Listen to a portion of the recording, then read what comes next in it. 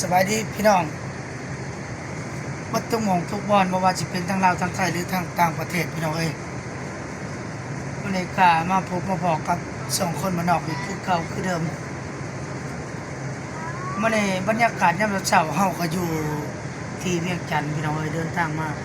เวียงจันทน์พาพี่น้องมาหาหมอพี่น้องมาใส่คีโมอยู่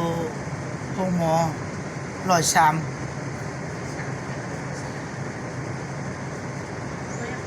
เมืองบรรยากาศยามเช้าอากาศดีพี่น้องอยู่เวียงจันทน์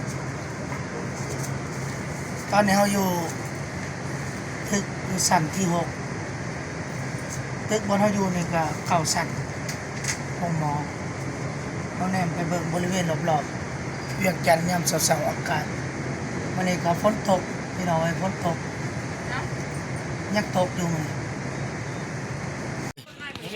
ไปทางนี้บ่ทาหลวงโอ้อันนี้ไกลบ่แต่นี่ไปหาทาหลวงบุกไก่อ๋อบุกไก่ประมาณรักเลยโอ้บ่ไกลเนาะจ้ะเนาะตึกเขาแน่เว้นสูงๆอ่ะเนาะใช่ตึกตัวนั้นนี่ตึกอีหยังตัวนั้นนี่เขาแน่เว้นทางนี้แถวบ้านน้อยเส้นดาโอ้ตึกสูงๆนี่ฮอดบ่100ชั้นเฮาแน่เว้นบ่ฮอดบ่ฮอดบ่30โอ้30ชั้นน่ะโอ้สูงสุดมีแต่ประมาณนี้บ่30ชั้นเนาะสูงที่สุดมัน30โอ้เจ้าก็คนอยู่ในนี่บ่เจ้าแม่ค่อยบ่ค่อยแข่งด้วยกันโอ้เวียงจันทน์เนาะอันนี้กำแพงนครบ่พอเดินนี่นครหลวงโอ้จะมีกาแฟบ่บ่โอ้ยเนาะไฟก็ไปบ่ได้สูบยาจ้ะโอ้เฮาคิดว่ามัน100ชั้นก็มีเนาะประมาณบ่เกิน30ชั้น30ปลาย40เนาะโอ้บรรยากาศดีเนาะยามมื้อเช้าเนาะอากาศมัน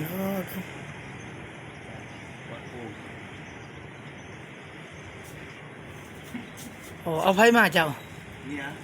นี่ยโอ้เป็นมะเร็งบ่เป็นหยังโคกเลือดโอ้เลย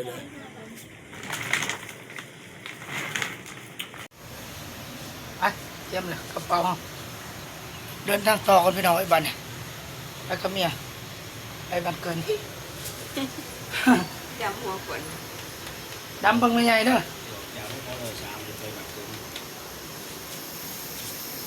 คนเก็บนั่งอยู่บนพี่น้องถ้าเขาขี้โม่แต่ว่าเขาสิเดินทางไปบ้านเกินก่อนไปจอบพ่อตาไปจอบพ่อเฒ่าพี่น้องไอ้เพิ่นก็บ่สบายไปเตือกระเป๋ากำลังสิลงลิฟต์พี่น้องเลยอยู่ชั้น6ตอนนี้ก็เมียเสียจังได๋สิลงลิฟต์จะไปใช่น่ะ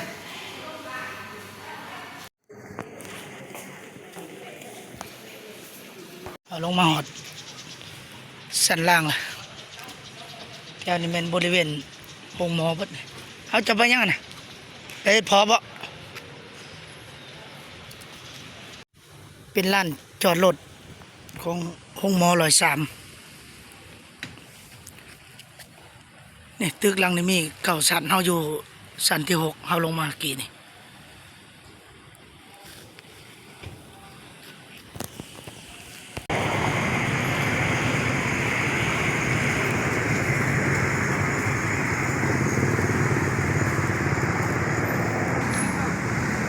ไปคิวรถใช้เนื้อเท่าไหร่ใช้เนื้อมาใส่ใจใช้เนื้อเขาจิไปบัตรเกินใช้เนื้อบ่บ่แล้วใส่ใจใช้ไต้บ่ไปบัตรเกินมันเกินก็ใส่ใจเกินบ่เกลือไหนก็มันเกินคนละแม่นแหละมันเกินบ่เกลือมีเท่ามันเกินนะมันบ่เกลือมันบ่อะไรบ้านบ่อนะไปบ้านบ่อไปคิวรถเท่าไหร่ใช้ไต้บ่โอ้เดี๋ยวเขาก็บอกจะเท่าไหร่แหละเท่าไหร่ฮะคนละ100,000กีบโอ้มันแพงพอดีเขาคือว่าไปคนละ50คือว่าได้ไปเขาก็ไปเรื่อยอยู่มันแพงโพดไปซื้อมือตัวนี้นะพวกเราดูดมาไปคิวอยู่ว่างั้นไม่นะครับมาไปเรื่อยอยู่ใช่แม่ ประจำเลยดิเนี่ยเทื่อที่เก่าเลยเนี่ย แต่ที่เก้า ครั้งที่8ที่9เลยมาห้องหมอเลย3พาพี่น้องมาใส่คีโม เอาเส้นเก็บน้ำฟ้าเสียค่าคิวกันแล้วก็30,000คนละ เคยไปอยู่แต่เก่าก็ซ้ำนั่นแหละแสนหาแต่เก่าก็ไปอยู่ เส้นหา ประจำนะเขามาตลอดเลย ได้ปะมันจะทันอยู่บนรถผู้สาร รถมันเกินมา มันเกิน อัน เอาแสนหานั่นแหละซ้ำเก่าเลยพวกคืนพวก เขา คื ขอน ถึง10,000ขอถึง10,000คนละ โอ้ยเขาไปประจำอยู่ เสียงนกนี่คนละ80มันเรื่องนึงมันเสียค่าคิวกันแล้วก็สั่งก็คือนี่นะ ไปโอเคใช่ตื่มใหม่เพื่อนพี่น้องเฮ้ยเปิดคอ เออ ปกติแสนหาเปิดคอตื่มอีก ก็เพิ่งมันตัวที่มาก็ได้มาง่ายเลยมันรถกินหลาย โอ้ มันหลายนี่เลย 3 หล่อพี่น้องเอ้ยแล้วไปส่งในคิวรถเอาสิต่อรถคิวไปบัดเกินโอ้นั่งจะเครื่องกันเนาะโดยนั่งคนละขาเครื่องกันบ้านนอกเขาเมืองพี่น้องไว้ห้องกันเลยครับในเป็ดซี่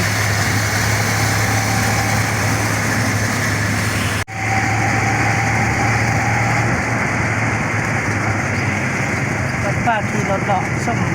ตัวเมืองเวียงจันทน์มันเป็นจุดใจกลางเวียงจันทน์แล้วบ่เลยหรือว่าเขตนอก เดี๋ยวบอกว่ามันจุดกลางจุดกลางอยู่ บ้านหลวงบ่ แถวประตูชัยแถวนั้นมัน โอ้จากนี้เป็นประตูใช้ไกลบ่ ใช่เจออยู่ เพิ่นว่าคันมาเวียงจันทน์แล้วบ่เห็นประตูใช้แล้วบ่ฮอดเวียงจันทน์โดยสารเฮานี่บ่ได้ฮอดด้วยนี่บ่ได้เห็นประตูใช้อยู่เด้อ มันเป็นคนละทางไปวะ บ่ยอมซื่อๆเฮามีเวียกสิไปบ้านเกิน แต่ว่าเขาเจ้าเฮ็ดไม่เนี่ย อ๋อ มาปรับปรุงไม่นะ ได้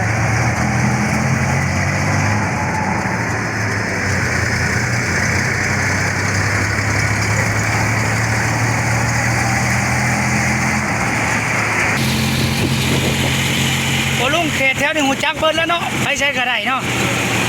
โอ้แล้วรถมีมานี่จักปีน่ะโอ้ คนละร้อยก็สี่ โอ้ สี่ปี โดยแต่โดนเลยเนาะ 2,200 เออ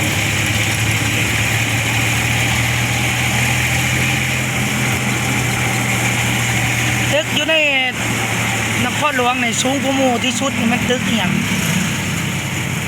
ทางที่เป็นแบบไหน ฮะ ทางที่เป็นแบบไหน โอ้จักชั้นนะ ทั้งวัน ประมาณ คนเยี่ยมรัฐวงศ์ก็เฮ็ดไม่นะ ประมาณ30-40ชั้นเนี่ยบ่ฮอดบ่50ชั้น ทางที่ป้าย30ไป50-40นี่เนาะ 50นี่คือที่ว่า โอ้กะนี้มันบ่สูงบ่ได้เนาะบัดเกิดอันนั้นแผ่นดินไหวก็หลายชั้นก็ยากเนี่ยถ้าว่าเกิดแผ่นดินไหว30ชั้นนี่ก็มีผลกระทบได้เนาะลุงเนาะแต่ว่าก็ยังดีว่ามันบ่มีหลายหลังปานใดเป็นสูงประเทศเฮา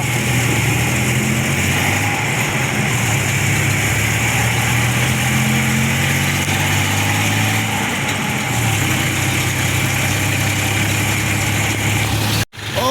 ยมาหอดฐานหลวงเลยพี่น้องเอ้ยถ้าเห็นได้ทั้งข้างมันค่อยๆเลาะเบิ่งได้จากชมเบิ่ง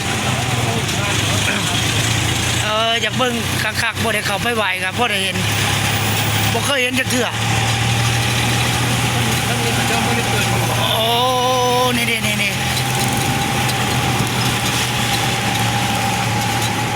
บ่ได้มีโอกาสไปไหว้เพิ่นแต่ว่าพอได้แนมเห็นก็เอาถือว่าเป็นบุญเป็นกุศลโอ้นี่ทางเข้าบ่นี่โอ้นี่เด้นี่เนาะโอ้เห็นน้อยเดียวอันนี้พี่น้องเอ้ยตาหลวงเวียงจันทน์โอ้สาธุแต่ขอให้ผู้ขาเดินทางปลอดภัยอยู่ดีมีแห้งลูกหลานเดินทางมาจากโอ้สวรรค์เขตพี่น้องเอ้ยแล่นผ่านมาแต่บ่ได้เข้าไปพี่น้องเอ้ยตาหลวงเวียงจันทน์เรื่องอารามเลยโอ้ ถือว่าเป็นบุญตาที่ได้มาเห็นหาดหลวงเวียงจันทน์แต่บ่ได้เข้าไปกราบไปไหว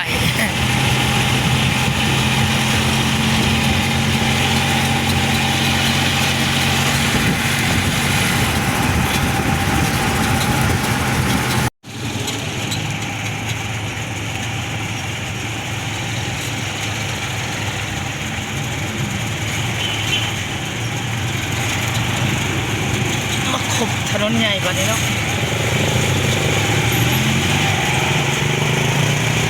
โอ้ตัวรถเริ่มร้ายรถเริ่มติดแล้วนะฮะ นี่คือนี่ โอ้สูงกว่าหมู่บ่น่ะโอ้ซื้อตึกหยังก็ซื้อมัน มันเป็นห้องแรมมันนั่นน่ะราชวงศ์ โอ้โรงแรมราชวงศ์โอ้ตึกหลังนี้สูงกว่าหมู่พี่น้องไปเบิ่งกันแบบนั้นนี่กระชัง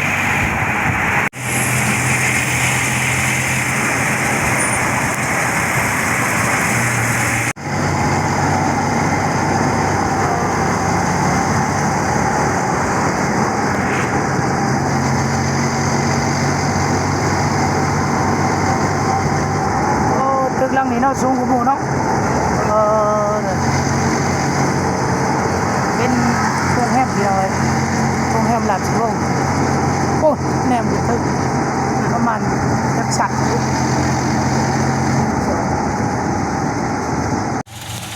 ใจเงินเพิ่นบ่เนี่ยขอคิวรถแล้วพี่น้องไว้บ้านเนี่ยคิวรถบันเกินโอ้พอลุงเขาแล่นสิ่งขนาดเนาะจวดสายตายังดีเนาะเจ้าเนาะ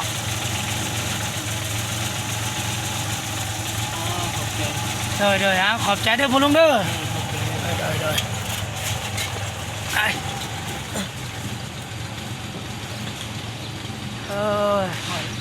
เอาลัดไปนี่ข้ามพังนะเจอรถยังลัดนี่ก็ได้นี่ไปโอเคพี่น้องฮอดชื่อรถบันเกินเฮาสิบันเกินเอาสิขี่รถคันขี่รถตู้พี่น้องเอ้ยไปบันเกินค่ารถผู้ละแสน2 คน2 แสนอีกประมาณ5 นาทีรถเพิ่นสิออกเดินทางอันนี้ก็จะเป็นคิวรถทางนั้นมีแต่รถโอ้รถ VIP กันนะรถ2 ชั้น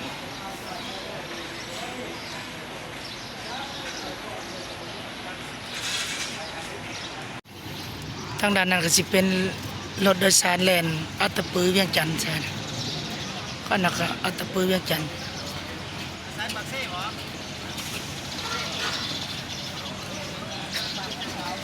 โอ้เวียงจันทน์ชายแดนเวียดนามเมืองเพียนเซโปน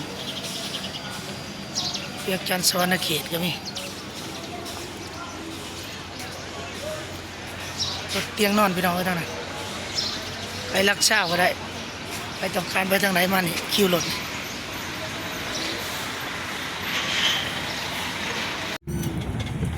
แต่ว่าพอท่านออกเลย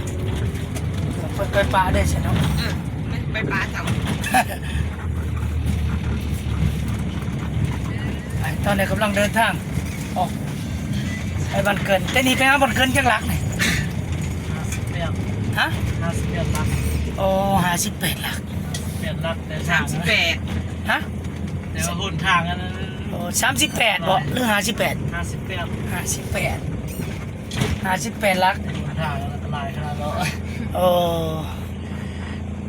เป็นพัฒนาเลย เกือบบ่ทันรถเนาะ เลยมันเป็นคุ้มเป็นบ่อบ่ทางออกบ่ แม่ โอ้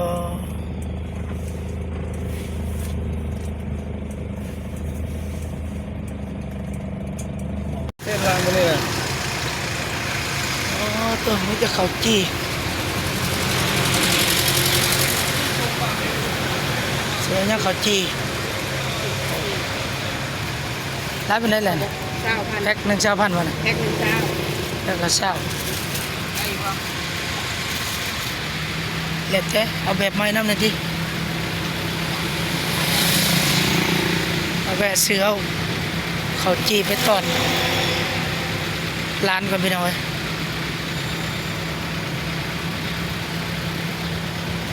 โอ้แพ็กก็สาวเนาะสาวอันนี้ได้สาวคือกันบ่เอาอีกแพ็กหนึ่งเอา3 แพ็กดิ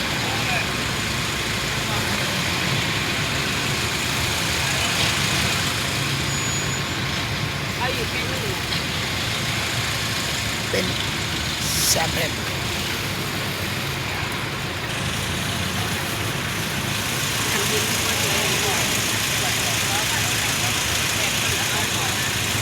เอาไปซื้อเขาจีพี่น้องเอ้ยอยู่นำสาวเวียงจันทน์พี่น้องเอ้ย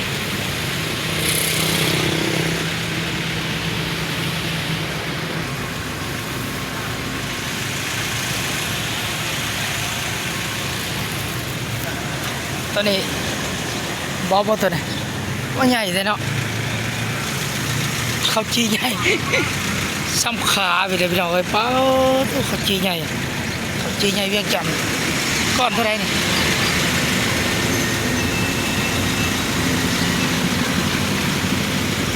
ทำบนเบอร์นุกก้อนเท่าไหรเด้อเท่าไหรนี่ฮะก้อน1,500โอ้ตัว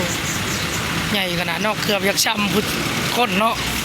เกือบซ้ำพุทธเจ้าขายพี่น้องเอ้ยปุ้ยเอาอยู่ป่ะ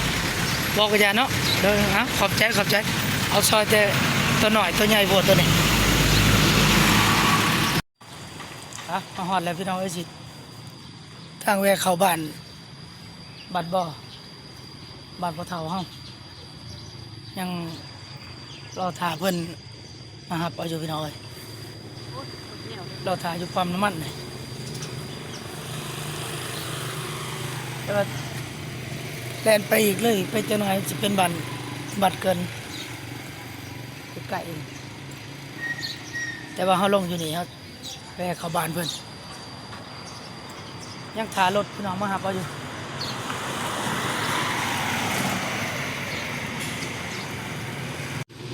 ในเป็นบ้านพ่นแห่พี่น้องเอ้ยบ้านพ่นแห่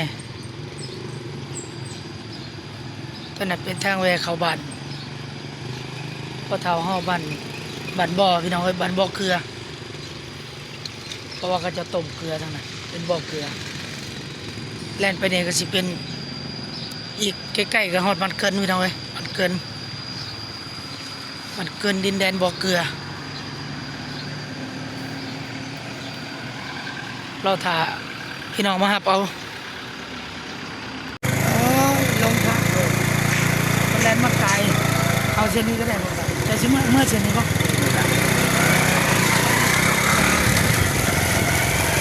พี่น้องมาหับเอาแล้วหับคนนี้เลยวัน ใต้นอนบ้านพักใต้ก็ได้บ้านพัก โคจักก่อนไปนี่แหละไอ้นอนห้องหมอน้ำเพิ่นจาก ลง ห้องหมอแน่จากห้องหมอมาคิวกัน160,000 2 คนกี่หลอดแล้วเรียกจันว่าไงกี่รถเนี่ยตู้แล้วคือละ100,000เอาไปจับคนบอกเอาไปจับเลยไอ้เขาไปส่งนี่คนมาทางบุรีมันดีอยู่กับเราทางเนาะเอาว่าทางบุรีเขาบอก ข้างเข้าไปมันจะเถิด เขาเอาเบอร์ให้อีกบัตรที่เมื่อไรก็หาไก่รถบ่ได้ไปบ่ฮอดละเอานี่ไปได้เอาขี่รถใดได้เอานะ รถส่วนตัวนี่มา6 ชั่วโมง นี่ เขาไป9 ชั่วโมงนะ เอาประมาณ6 ชั่วโมงลืม12 ชั่วโมง12 ชั่วโมงจังไหนหอ ไม่ พ นะ อชิโน่9 ชั่วโมงเขาไปส่ง แม่น มันก็บ่ได้มาหาคือว่าแท้ๆไก่เด้ ก็ได้คิดที่บุที่ที่ใส่น้ำมันก็ค่อยล่างเดียวใส่อีกหน่อยจิเมียนแนว ในจักบวงเลย ทางเขาบาง ได้สองบ่วงนะ 2 บวงเอาอีกบวงหนึงก็ โอ้ หยุด ทาง ก่อน เวิร์ดทางน่ะ แล้วก็ กินที่ไหน อยู่ใต้น่ะ จังกินอีกกิน มันบุดีแต่ ดูเอาหลายเทื่อกิน น้ำมาคุ้มไปหาบ้านให้ปังงึมมันขวดนี่นะโอ้ส้มขวดตัวเด็กกับพอยางรุ่นยาวน้ำ ต้ เกี่ ม ยว ใส่ซีนจะพัดเกลือนเนี้ยเราต้มใส่ปลาเอามากินง่ายดอยง่ายเขาตั้งเลยเรียกว่าดิไปสวนมันน้ำเขาที่บอกบ่มีเงินไอ้นั่นแค่ไหนแล้วก็พูดมาแล้วเลยมา ตอนนี้เฮาก็มาฮอดเฮือนพ่อเฒ่าเฮาแล้วพี่น้องเอ้ยพ่อของแม่เฮาเนาะเฮามายามเพิ่นบ่สบายอันนี้เป็นเฮือนของเพิ่นมันเป็นบริเวณเฮือนเพิ่นโอ้เพิ่นยังเพิ่นใส่ฟืนดังไฟพี่น้องเอ้ยนี่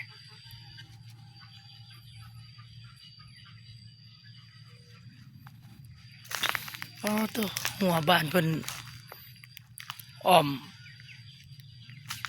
ไม่คักแน่พี่น้องเอ้ยแอมทีเลยใกล้กับเขาบ่ได้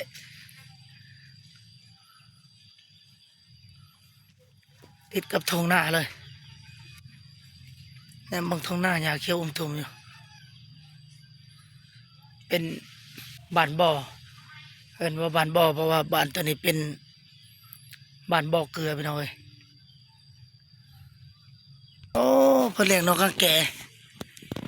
จักโตไหมนกกางแกเนี่ยโอ้บ่ได้ปล่อยมันไปเลยมันบอกขังไว้นี่เลยเออ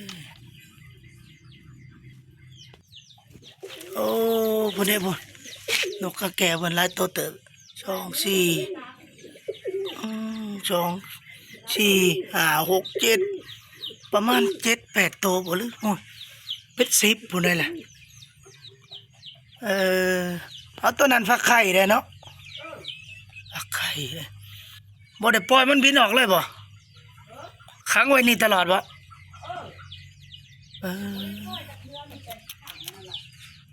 เพิ่นเลี้ยงนกกางแกพร้อมบ้านพ่อเฒ่าเฮาพี่น้องเอ้ยนี่เพิ่นสิลาบนกกางแกให้กินอยู่คนนี้ได้จ้ะมอได้บ่ได้เจ้าฮะบ่ได้เด้คืออ้วนเป็นแต่แพงแท้ฮะปสองวันนี้อยู่มสองอ๋อเสียงแล้วล่ะบ่ปสอง เสร็จแล้วนี่ เสียงแล้ว หน้าหมูไปก็ได้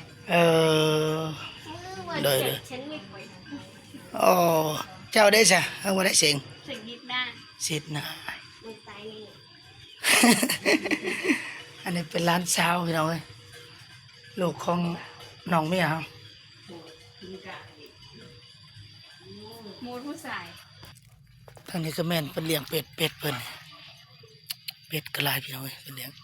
โอ้อ้อมเลี้ยงเป็ดทางนี้แม่นเบิดเป็ดเอ้านกกระทาก็เลี้ยงบ่เนี่ยทั้งเป็ดทั้งนกกระทาอยู่นี่